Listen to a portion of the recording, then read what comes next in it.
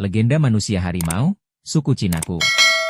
Berikut kisah legenda manusia harimau dari suku Cinaku, disajikan dalam bentuk narasi legenda rakyat yang hidup di pedalaman Sumatera, khususnya wilayah Riau, Jambi, sebagaimana dituturkan turun-temurun. Cerita rakyat dari hutan tua, orang rimau Cinaku. Hutan yang mengingat. Hutan Cinaku bukan hutan yang bisa dilupakan. Pepohonan di sana tumbuh bukan sekadar tinggi, melainkan tua, seolah setiap batang menyimpan ingatan yang tak pernah diucapkan. Akar-akar menjalar seperti urat nadi bumi, menyentuh sungai, batu, dan tulang belulang masa silam. Angin yang berhembus pun tidak pernah kosong. Ia membawa suara, bisikan, peringatan, dan doa-doa yang pernah diucapkan manusia. Di sanalah suku Cinaku hidup turun-temurun. Mereka bukan suku besar, tidak pula dikenal kerajaan atau kota. Mereka hidup dari ladang kecil, sungai, dan hutan. Setiap anak diajari sejak kecil satu hal, jangan melawan rimba. Rimba bukan musuh.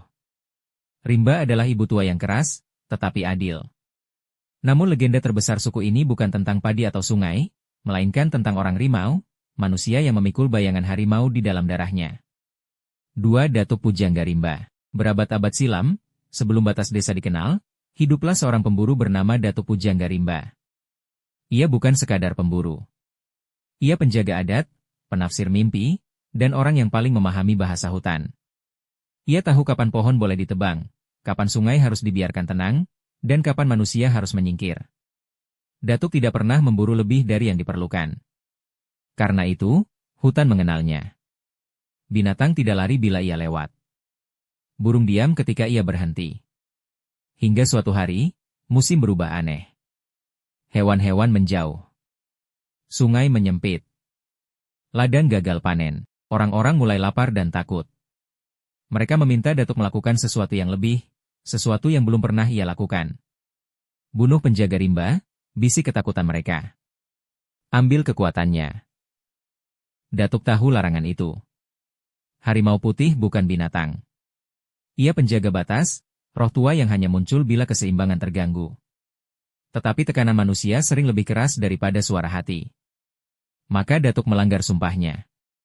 Di tengah kabut pagi, ia memanah harimau putih yang tengah minum di sungai. Anak panah itu tepat di jantung. Hutan terdiam. Sungai berhenti mengalir. Saat darah harimau menyentuh tanah, bumi bergetar. Langit menghitam. Angin mengamuk. Dan suara tua, bukan suara manusia, bergema dari segala arah. Engkau membunuh penjaga kami. Maka engkau akan memikul wujudnya.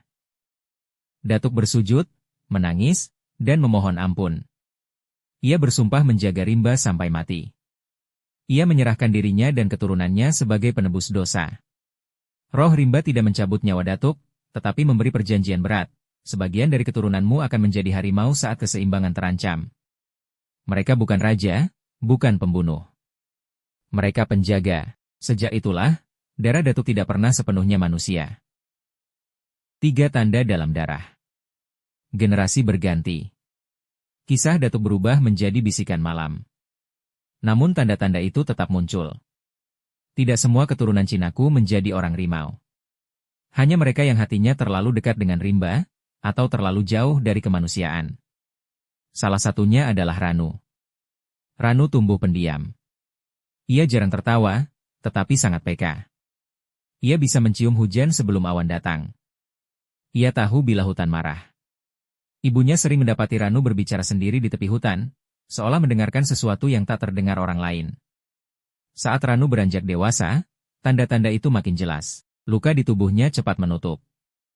Matanya memantulkan cahaya aneh saat malam. Ia gelisah setiap bulan purnama. Para tetua adat tahu. Namun adat melarang menyebutkan. Orang rimau tidak boleh tahu sepenuhnya jati dirinya, atau ia akan kehilangan batas. Karena batas adalah satu-satunya yang memisahkan penjaga dari pemangsa. 4. Malam pertama. Malam itu, bulan bulat sempurna. Ranu terbangun oleh panas di dadanya.